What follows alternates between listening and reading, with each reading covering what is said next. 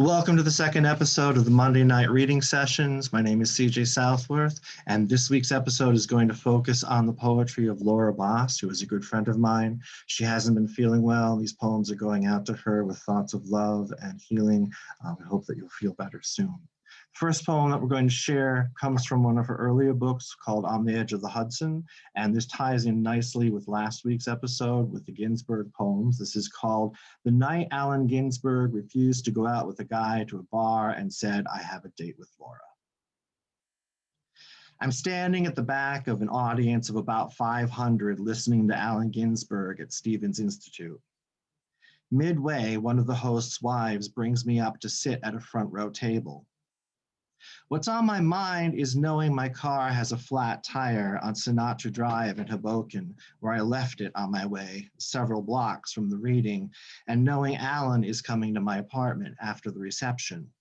It's going to be just the two of us. We have a lot to talk about.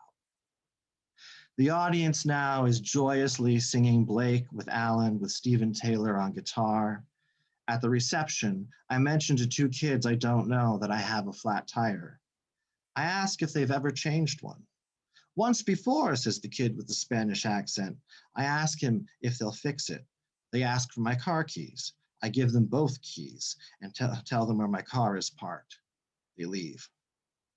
A guy asks Alan if he wants to make the Hoboken bar scene later. I have a date with Laura, Alan answers. And I'm going to try to get him to stay all night, I say jokingly.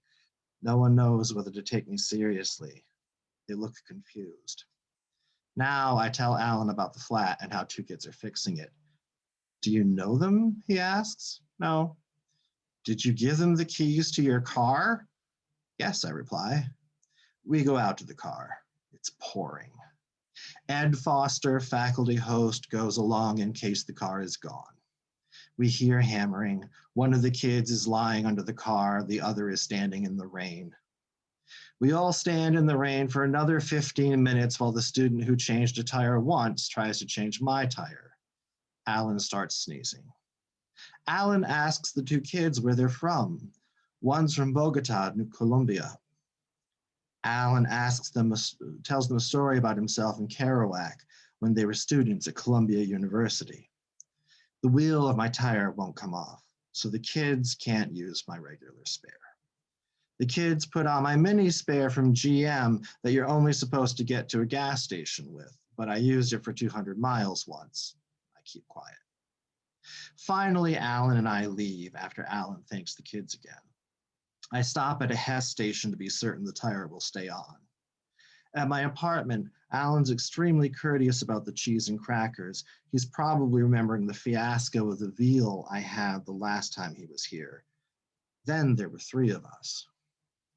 He looks at the Baraka autobiography on my bookshelf, asks me if I read it. I answer affirmatively by mentioning what Baraka wrote about him and also that I thought parts of the book were hilarious. He tells me he thinks it's elegant. We talk about someone else, someone I lived with, and some other things I'll never write about.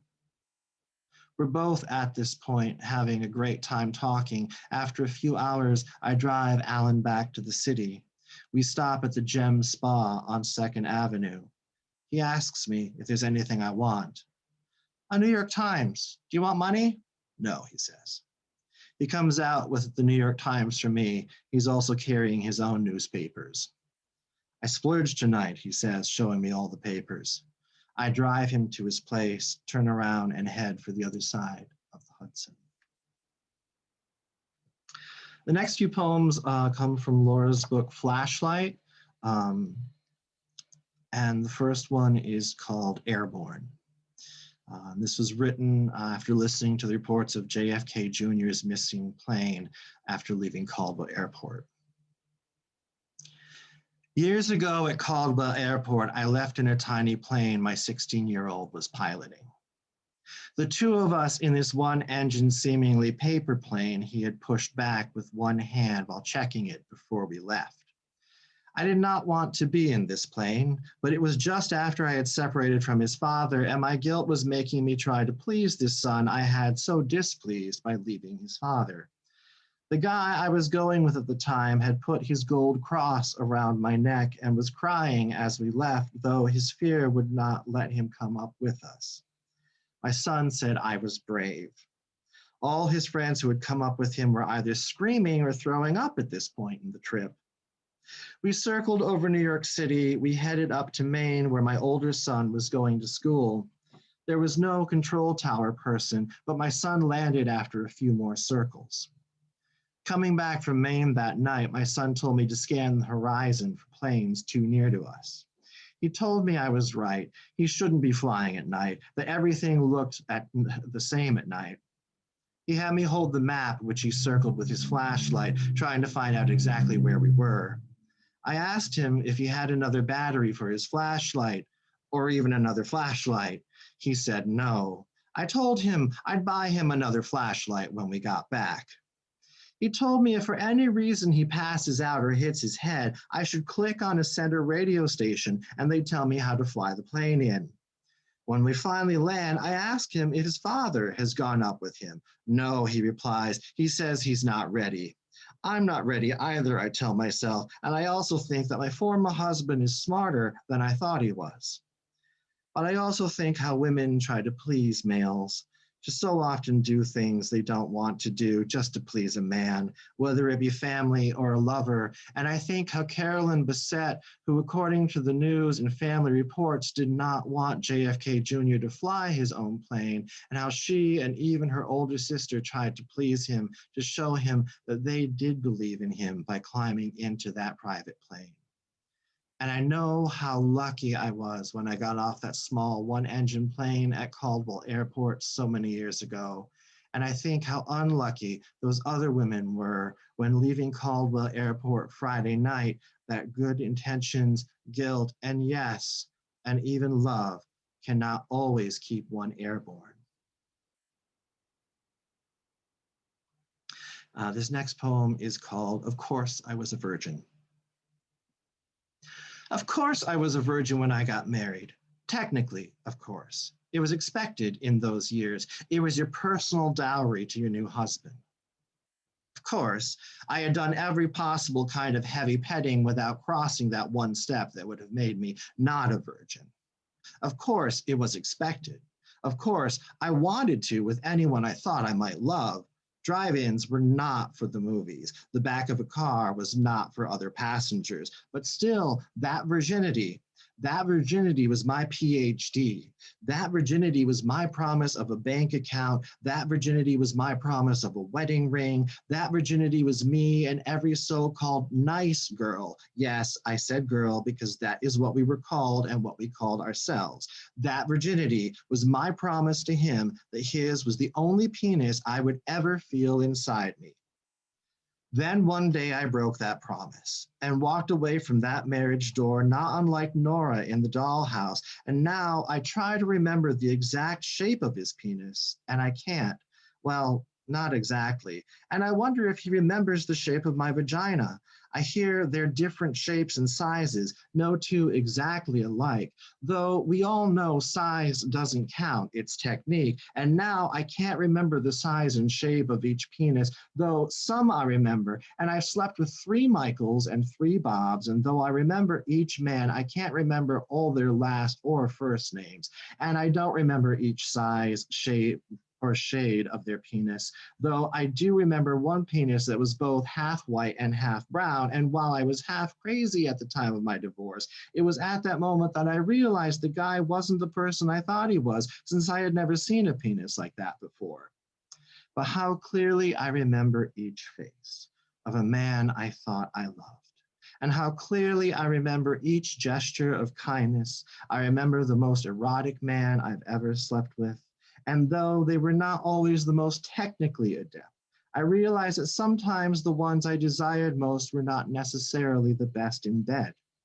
And now, one man for 13 years, one penis inside me for 13 years, though obviously it wasn't in me for 13 years, and I don't even care to study it, to distinguish it, though it is so familiar to my body, to my mouth, though I have found I love the man attached to it. And this next poem is called My Son is Running for President. Every mother dreams of her son running for president, and mine is. He's on the ballot in my state, though not others, because of lack of campaign funds. He has worked 12-hour days for a year to get his name on the ballot as an independent. He has wandered through the unknown forests of government regulations and filing complexities. He calls his independent party the Vote Here Party, hoping some people who aren't in the top IQ tiers of voters will think they have to vote here.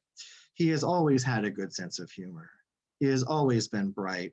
He has always been my Dennis the Menace kid. And though I know it would be the American dream come true for most mothers, and though I am proud my son has been able to achieve his American dream, and though for a moment when I enter the voting booth and just in that isolated moment feel a dizzying thrill to see his name listed next to Obama and McCain, and though I normally would press the lever for Obama, I press the lever for president for my son.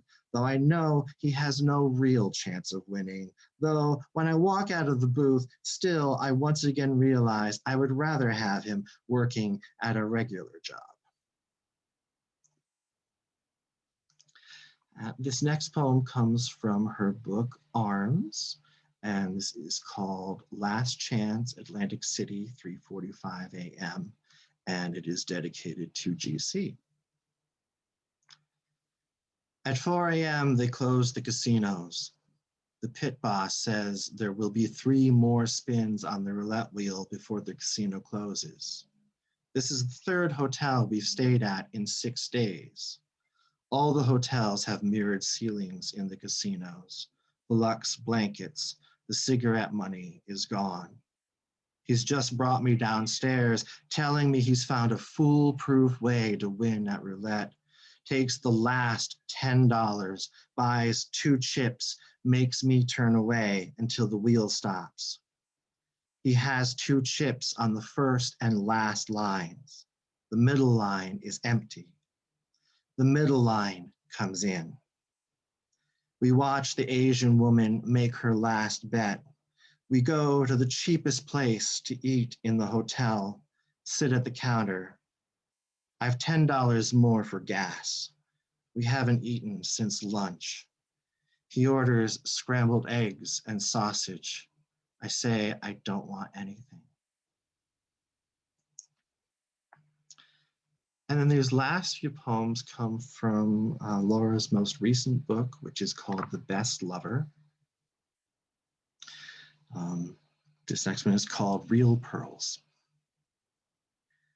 It is November 1919. My father's older sister, my Aunt Lily, walks down the stairs of the Hippodrome in Manhattan, where she works as a coat check girl. She sees something shimmering under the lamppost and picks up a strand of pearls that might have fallen out of a brocade coat pocket or beaded velvet purse, where the owner may have put her necklace for safety before leaving the restaurant and descending the steps to the street. My aunt picks up the pearls under the glow of the lamplight. Her blue eyes reflect her happiness at finding the pearls, her feeling lucky, so lucky. She cannot see her future decades later when she stands in a flowered house dress behind her candy counter, unable to eat candy as she tests her sugar level each day, Merlin of the urine test. In her black orthopedic shoes, gangrene climbing up her legs, still wearing the sapphire engagement ring, though she never knew the stone was fake, but wore always, even after her fiance left her for a woman he had gotten pregnant a year after she found the pearls. In her hope chest, she kept a yellow newspaper clipping along with her satin French embroidered heels and her lavender sachet. The newspaper clipping stating the socialite, Mrs. M. Percy Chandler, who was dining with Mr. and Mrs. Roosevelt, had lost her string of pearls valued, according to the paper, at $45,000. And next to the clipping was a lawyer's receipt made out to my Aunt Lily for the return of the pearls. I think my aunt must have gotten a reward, though she only years later told me she had found a string of real pearls and how lucky she felt, and her advice to me to always know the difference between pearls and real pearls, though I never really had to think about that as much as wonder about having so little control over being lucky or unlucky at random events orbiting around not just me, but those I love. Whether it's opening the envelope with the result of a lab test or the unexpected blown tire as you're singing along with Bob Dylan on your car radio, or even a luminous string of pearls that you notice under the glow of a street lamp as dusk descends. And this next poem is called What I Don't Believe. What I don't believe is that at my age on J-Date that men that send me an email will be good looking. The most you can say is, I can see that you were once good looking, that most of the photos are from 10 years ago, and when you finally meet a man for coffee or brunch, or possibly if they have a more generous bent for dinner, they will not look like their photos, but more wrinkled, more bald, grayer. Most of the men 5'6" will be more like 5'3", and only contact women 5'2" and under. Most of the women will lie about their weight. 140 states 124. How old is your photo? My new date asks. I don't want to tell him it's 25 years old. The middle one is more recent, I say. I don't say it's a decade old, and was flattering even then. During dinner, a man will leave for the men's room often, at least twice. Almost all the men have prostate issues, though they don't mention it. My date asks me, do you get a mammogram every year? He has his own fears about a woman's health. Do you have any health problems? I'm asked. No, I say, and often don't mention a health scare I had 12 years ago, though sometimes I do. On the first J-Date at coffee, how much do you weigh? My date asks me. How much money do you have? He asks. How long has it been since you've had sex? Why did you get divorced? He continues. Who left whom? How much do you weigh? This next poem is called Living Together, and it's for Gregory Corso. I lived with Gregory for a year, or rather, he lived with me, and though it was only a year, it seemed like 20. At night, on my brown velvet sofa, he would write in his Chinese red silk embroidered covered journal with his brown ink Mont Blanc pen that he had asked me to buy for him and to get one for myself, though I never did. The TV would be on, and in memory always turned to a baseball game. In the mornings, we would make the run to Christie Street for him to pick up what he needed to survive the day. At this point, I was on a hopeless mission to get him to stop, to get rid of his years of bad habits. I was wearing my invisible Wonder Woman cape, but I was never successful like Wonder Woman. Sometimes we would go to Maxwell's Plum, but he could never sit for more than half the lunch. He took me to see the movie Napoleon, but we only stayed for half. It was incredibly long. He stayed in my apartment and painted a self-portrait of himself. He kept changing the face, even once made himself black. He had the skyline of San Francisco behind him. He painted a portrait of his friend Kerouac. He painted a portrait of me and my eyes turquoise, though they are green, and even made the sky turquoise. He made me look like a bitch, but the colors were beautiful. He went to San Francisco to find an apartment, but came back to New York when we were called that Ted Berrigan had died. There was never, I realized, a chance that we would make it. We were like a fragile, fragrant, homemade candle, its slight flickering wick just waiting for the oncoming tsunami wave to blow it out.